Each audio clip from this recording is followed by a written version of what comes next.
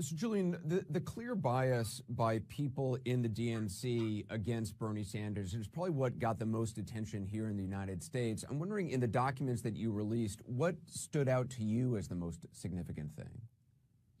Well, to me, the most significant is a clear instruction by the Director of Communications, Louis Miranda, to his staff to undercover, quote, without attribution, unquote, push out a story through the media that Bernie Sanders supporters were engaged in acts of violence. That is not merely a sort of internal rhetoric complaining about Bernie Sanders. Oh, actually, we prefer Hillary. Everyone has their personal preferences, and in a workplace environment, those can be expressed. This was an instruction through the chain of command at the DNC to covertly manipulate the public in order to preference one particular candidate of another. In terms of the timing of the release of these, how much of this on the part of WikiLeaks was, I mean, clearly you timed it to the start of the DNC. Was that for maximum impact, for maximum, sort of marketing? It was that's when we viewed that there would be the maximum interest by readers, but also we have a responsibility to, if we publish after, you can just imagine how outraged the Democratic voting population would have been. So it had to have been before. There's quite a lot of work, as you can imagine, to verify such material and to organize it, index it, catalog it, put it into a searchable, customized database, etc. I saw an interview where you said you had, quote, a lot more material that you might release pertaining to the U.S. election. Are you referring to more emails from the DNC? Because I talked to Donna Brazile, who, as you know, has now replaced Debbie Wasserman Schultz in the wake of this, who says that the hack went on for more than a year, they believe, and that there very well may be a lot more things out there.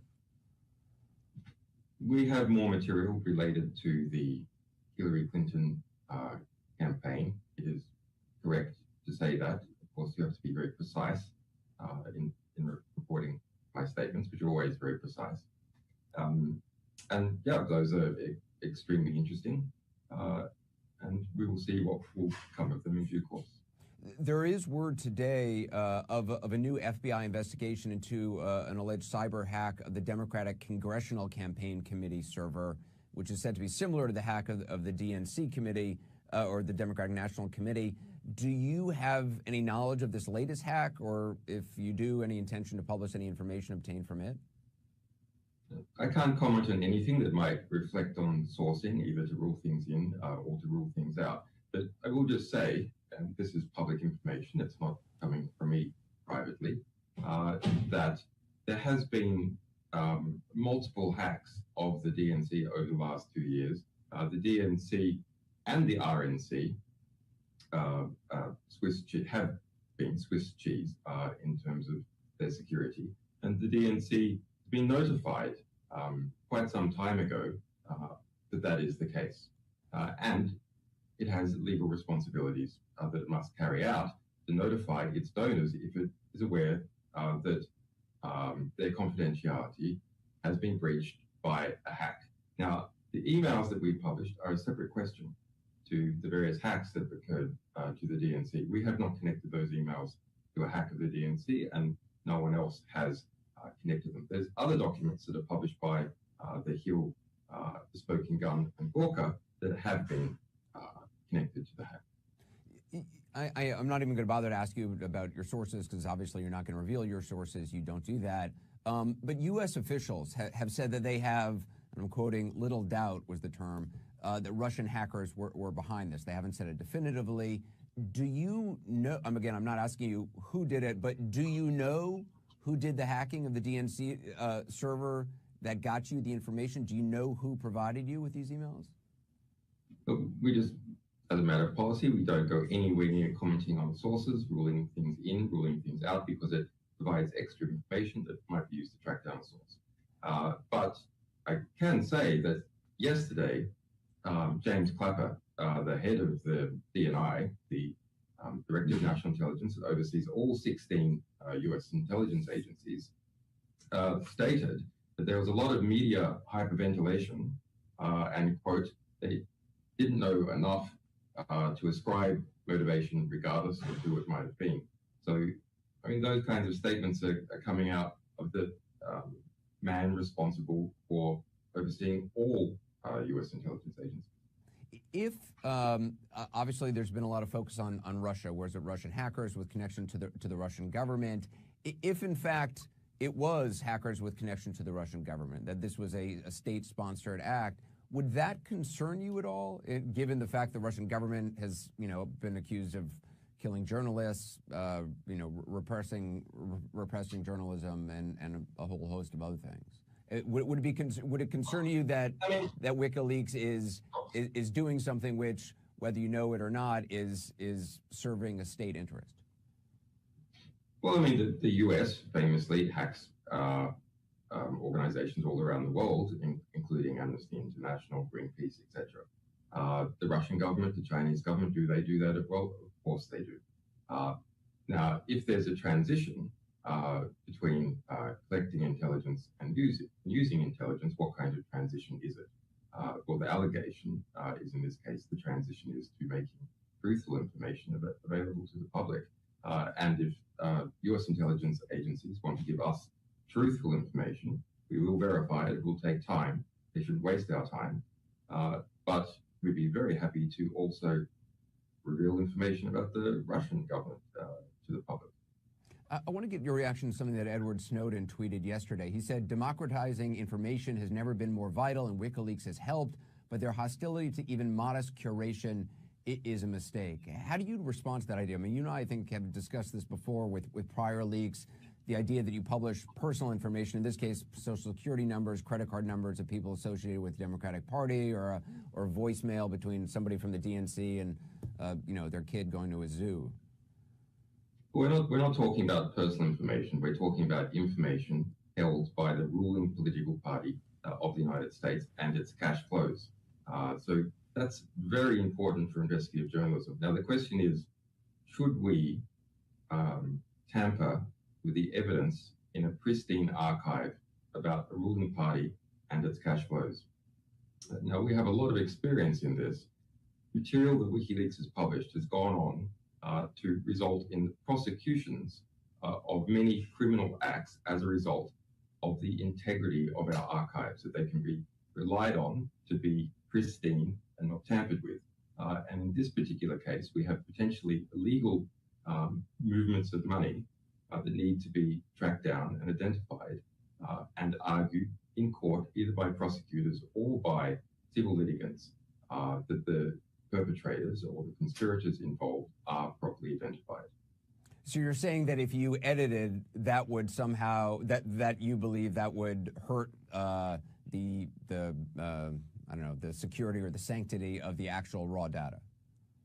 That's correct, and we've also found problems in the past. We do occasionally restrict things in a time-limited manner where we perceive that people are under serious threat of retributive acts for a time-limited manner.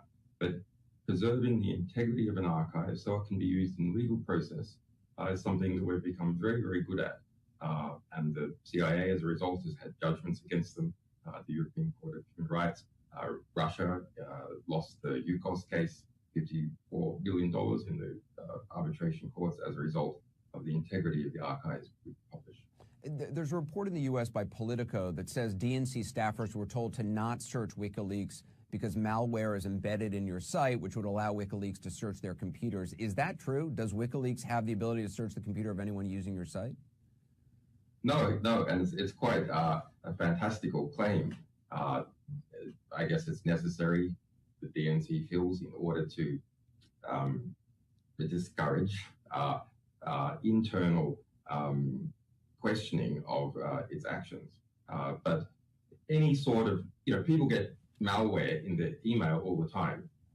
So any kind of archive of email has some malware in it, probably, if it's big enough. In this case, it's big enough.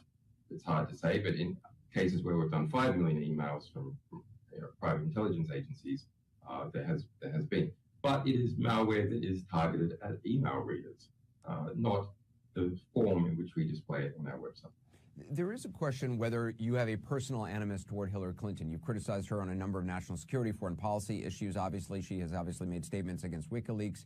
You gave an interview to the British network ITV back in June. You suggested that you're more concerned about Clinton, at least in terms of press freedom, than Donald Trump. Do you stand by that? Is this based on a personal animus? It is false reporting. You can go back and look at that ITV interview.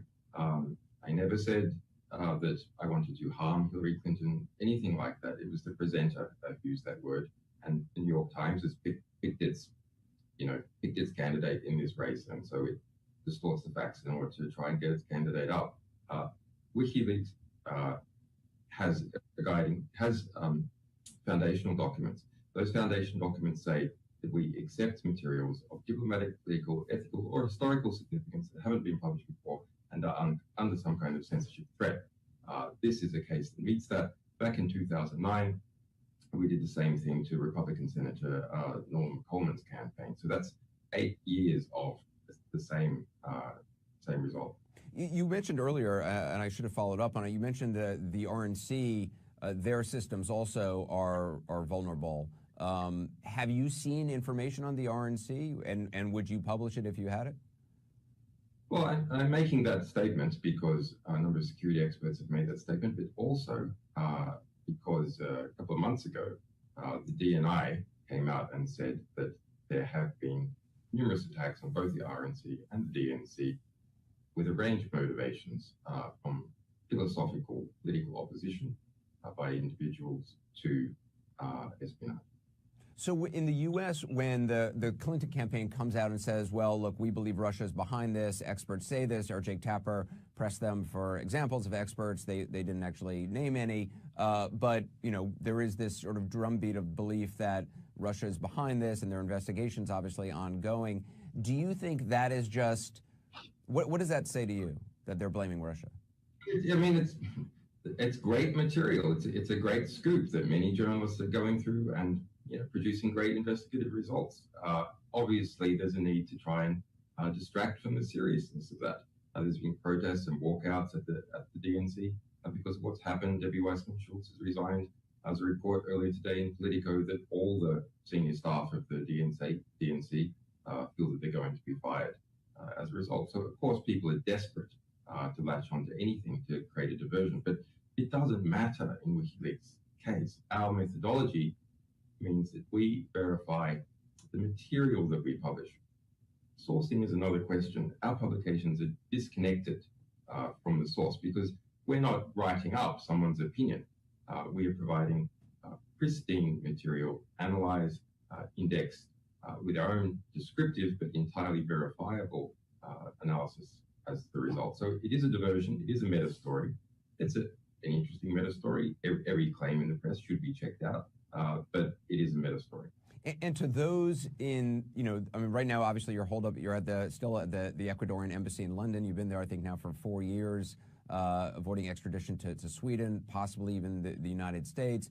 To Americans watching right now who agree with the U.S. government or who are angry that you published this information right before the Democratic National Convention, what is your argument? What do you say to them?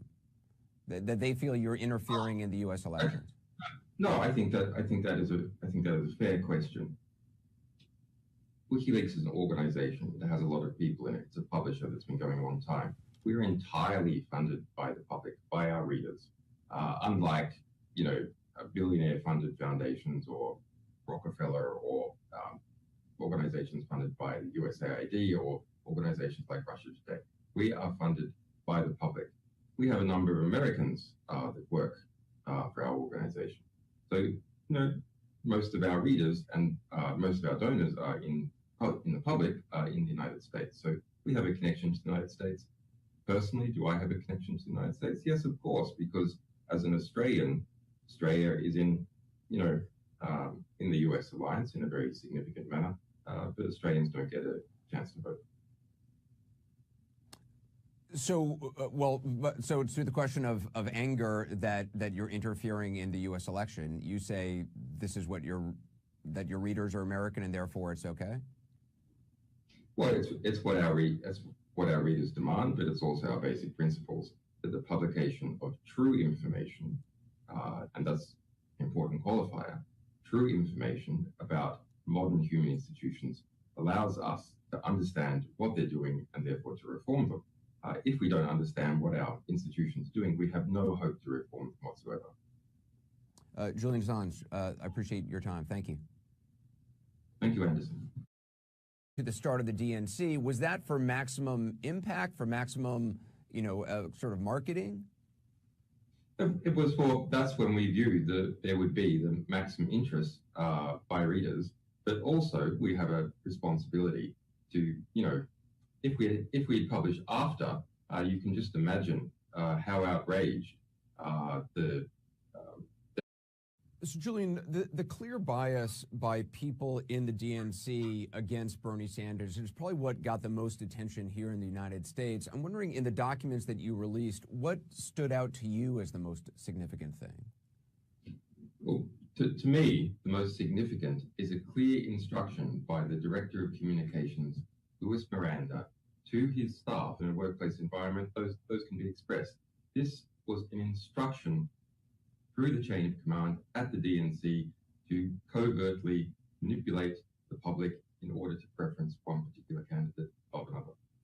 In terms of the timing of the release of these, how much of this on the part of WikiLeaks was, clearly you timed it to Democratic voting population would have been. So it had to have been before. There's quite a lot of work, as you can imagine, to verify such material and to organize it, index it, catalog it, put it into a searchable, customized database, etc. I saw an interview where you said you had, quote, a lot more material that you might release pertaining to the U.S. election. Are you to undercover, quote, without attribution, unquote, push out a story through the media that Bernie Sanders supporters were engaged in acts of violence? That is not merely a sort of internal rhetoric complaining about Bernie Sanders. Oh, actually, we prefer Hillary. Everyone has their personal preferences.